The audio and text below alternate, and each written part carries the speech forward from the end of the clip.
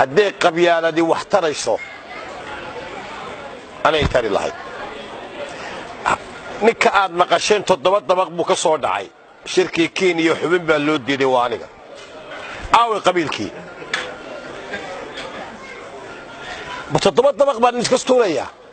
waradeerow cadka aan kula cuno xeelada gacanta aan kula geliyo walaalow ma ila gelin maysid dee geeri baa dhaataba halkii faarax luuna dabadoo soo tuuray wata qabyaaladu waa taa dastuurkii la sameeyay 800 baa daanood ku lahaa ergey baa laga diiday hawiya ay siiyay miyayna wax ku qaadanayn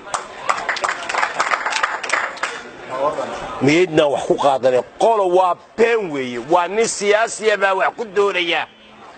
markuu kursiga ku fuulana niman adiga hidili maayo يوكا بورمدو حنان أنا لو لقيت دابان ولا إلهي ما تقانا وعن هذا اللي يكسو جبينيا وعن هذا اللي يكسو جبينيا مرد ما ند دبان دين ورمي الدورة وعكسو جبينيا قبيالة نعم